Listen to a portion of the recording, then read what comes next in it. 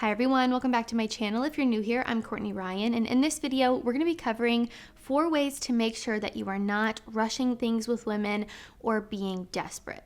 Rushing things with women, being desperate, coming across desperate, acting like a stage 5 clinger. These are all things I would not recommend in terms of building a relationship with someone that has some staying power and doesn't send her running for the hills.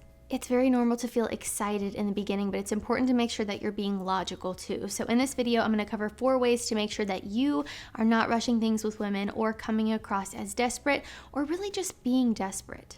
The first thing is don't ignore red flags or ignore your boundaries. There is nothing that looks more desperate than crossing your boundaries or not having any boundaries to begin with and ignoring blatant red flags. When we rush into a relationship, we sometimes have a tendency to completely ignore any red flag and see things with rose-colored glasses. We want to see the best in this person.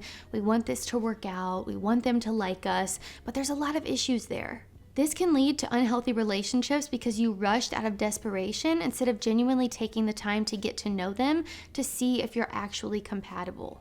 Red flags can indicate to us that someone is not a good match for you, and when you ignore that because you feel like this is your only option, you're just setting yourself up for disaster. And when it comes to boundaries, these play a really important role in establishing healthy relationships because they help you communicate your needs, your expectations, and ensure that your personal values and beliefs are respected by that other person and aligned. They can also help prevent you from being taken advantage of or mistreated within a relationship. Having these crystal clear boundaries can lead to a more fulfilling and respectful connection with a potential partner. Just to reiterate, ignoring these red flags, ignoring boundaries, not having boundaries are all things that are going to make you come across very desperate and needy when you're dating, but also because you are being desperate. When you have no boundaries for yourself, you have no standard for the women that you're dating, and you're just willing to date anybody that is breathing, well, you're going to come across a little bit desperate, so we want to try to avoid that. My next tip is to open up, but not too quickly. Also known as emotional vomit, as I've talked about in previous videos on my channel. Opening up too quickly to women when you're dating can be a risky thing to do because it creates a false sense of intimacy and trust that just is not there yet. It can often also make the other person feel a little bit uncomfortable and lead them to question why you are saying these things on a first date. But for you specifically, it can lead to feelings of vulnerability and attachment that may not be reciprocated or genuine. So it's important to really take time to get to know someone before sharing your deepest personal information or emotions with them. This is going to allow for a more natural and authentic connection to develop with that other person and help establish a foundation of true trust and respect. Rushing into this emotional intimacy with another person can also increase your risk of getting hurt or emotionally invested in someone who may not be a good match for you in the long run. So what I want you to do is take it slow and really take time to get to know them so that opening up will be more natural and also reciprocated. So I've talked about this in previous videos on my channel. If you're someone who is not sure how much you should be sharing or what to say or how to know when to open up to someone, I think it can be really helpful to just kind of follow their lead a little bit. And I know a lot of times women will expect you to do that, but I think sometimes if you just reciprocate and share what the other person shared as well, it can make sure that you guys are both equally sharing and moving at the same pace. There really is no black and white answer for dating questions, unfortunately, most of the time, because I think every relationship is very different.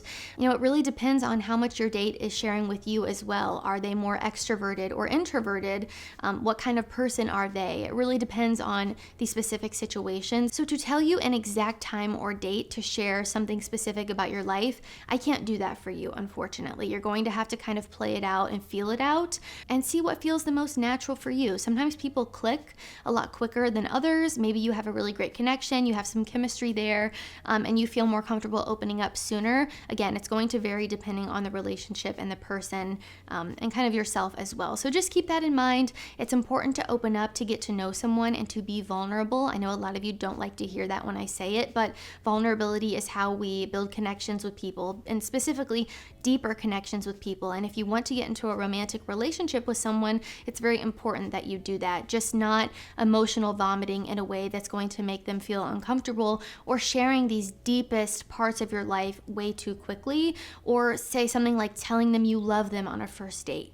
First of all, there's a lot of issues there because you cannot possibly know if you love someone the first time you are meeting them. That's crazy talk. Sometimes when we're excited or you're in the very beginning stages of getting to know someone, things can feel very exciting and you feel like you want to rush it. The best advice I can give you is to take it slow and let things happen naturally and open up naturally as time goes on.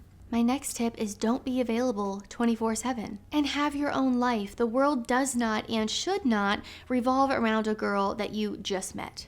Don't sideline your interests, hobbies, and other people in your life to be available to your date 24/7. It just makes you seem like you have nothing else going on in your life, which is not attractive to women at all. But even further than that, giving a sense of 24/7 availability can create an unhealthy dynamic within the relationship.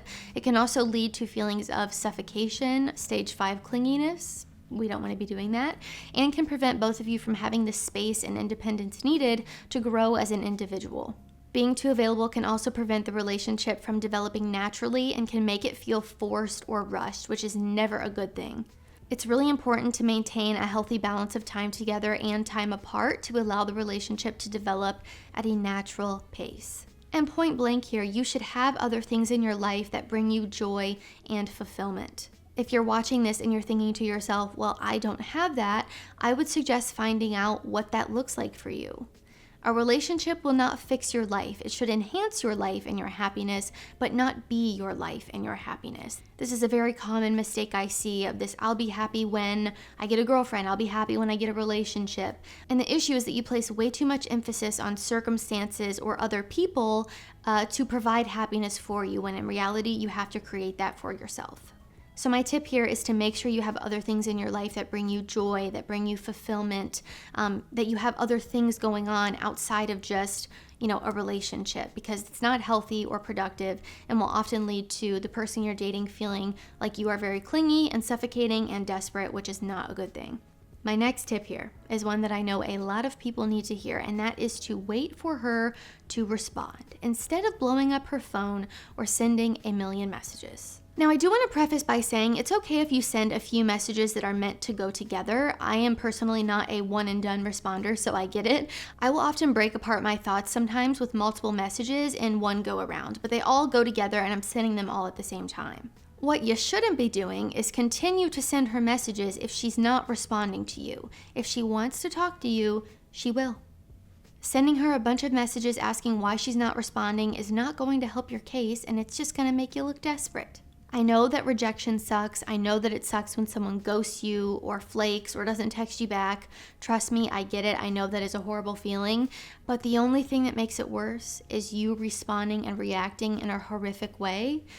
Maybe by getting very angry with her, sending her a bunch of texts how she's the worst, or blowing up her phone asking what she's doing, why she's not responding. Do you still like me? I mean, the list goes on here. I have quite literally seen it all.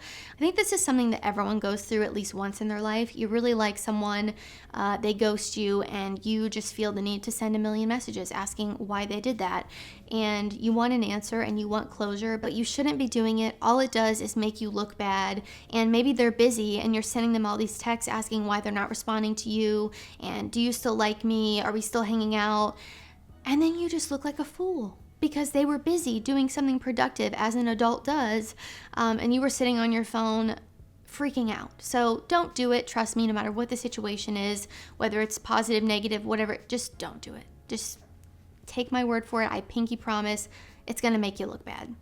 So to close this video out, a final piece of advice that I would like to offer is really to try and take things slow. This is not a game, it's not a tactic, it's to make sure that you are actually compatible with this person and not self-sabotaging. We really need to work on approaching dating with an I'm getting to know her to see if we are compatible and have a connection mindset, instead of I have to get her to like me because she's my only option, before you even know if you like her. That's so silly. I see a lot of guys do this because they feel like they don't have options, and it ends up biting them in the butt later. Even if you're someone who feels like you don't have options, you really aren't getting many matches, you aren't meeting women, you aren't going on dates, I still would not recommend being desperate and settling for the first girl that comes along that shows you any sort of attention if you don't genuinely like her, or if you don't think that you have long-term compatibility. And the fact that you rush things or you come off needy and clingy and desperate could be a huge reason why women are not liking you. Trust me, take things slow and women will actually like you more because of this, because you're not coming across as desperate. Nobody wants to date someone that acts like they are their only option, or they're desperate and can't get anybody else. That's a horrible feeling. And also, women tend to like men who have other options. This is so messed up, but I'm going to be so honest with you. If a woman sees that a man has options, or he takes things slow and he is more selective, women love this. It makes you so much more attractive. Trust me, from a woman's perspective here, I am laying it on the line. I am telling you the secrets of how women are. Just trust me. Take things slow. Slow and steady wins the race. I promise. But all right, guys, that is all I have for 4 ways to make sure you are not rushing things or being desperate, because nobody on this channel should be doing that. You know better. If you like this video or found it helpful, be sure to give it a thumbs up and subscribe to my channel to be in the loop for when I release new content. If you haven't already, be sure to follow me over on Instagram at Courtney Christine Ryan. I love connecting with all of you guys over on there as well. Let me know down in the comments any tips that you would give to other guys. Would love to hear a male point of view, of course. 95% of you that watch are men, so would love to hear what you think. As always, thank you all so much for watching, and I will see you all next time.